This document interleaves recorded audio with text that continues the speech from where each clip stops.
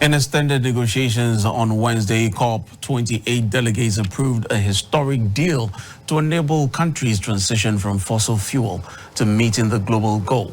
The deal, known as the Global Stocktake Agreement, for the first time pushes nations to transition from the use of fossil fuel to avert the worst effects of climate change.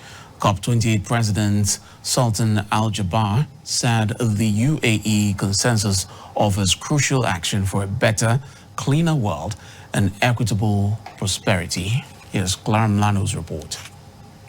The historic deal is seen as a significant step that offers a robust plan to meeting the 1.5 degrees target. Though the deal omitted the most anticipated phase-out of fossil fuel, it's called for transitioning from fossil fuels in energy systems in a more just, orderly, and equitable manner, accelerating action in this critical decade. The deal, termed a balanced plan led by science, tackles emissions and bridges the gap on adaptation. COP28 President Sultan al-Jabar praised delegates for their commitment in helping achieve a common language on fossil fuel in the final agreements for the first time. He said countries must take the necessary steps to turn the agreements into tangible actions. An agreement is only as good as its implementation. We are what we do, not what we say. We must take the steps necessary to turn this agreement into tangible actions. If we unite in action, we can have a profoundly positive effect on all our futures. The room raptured in a standing ovation at the commitment and breakthrough to transition from fossil fuel. Hearing no objection, it is so decided.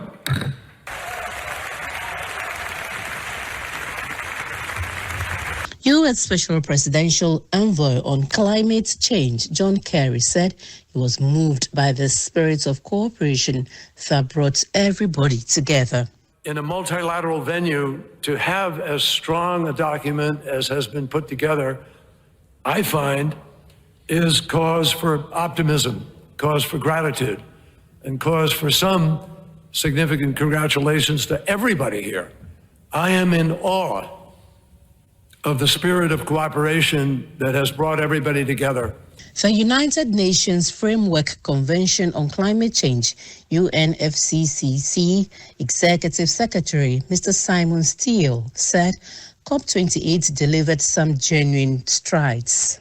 COP28 also needed to signal a hard stop to humanity's core climate problem, fossil fuels and their planet-burning pollution.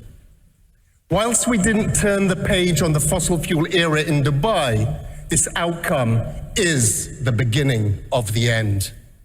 The COP28 period saw protests from activists, indigenous groups and others urging delegates to push further to end fossil fuel production and use.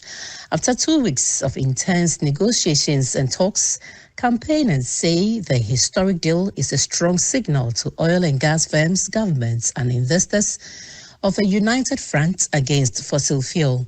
Azerbaijan has been handed the baton to host the next United Nations Framework Convention on Climate Change, COP29, in November 2024.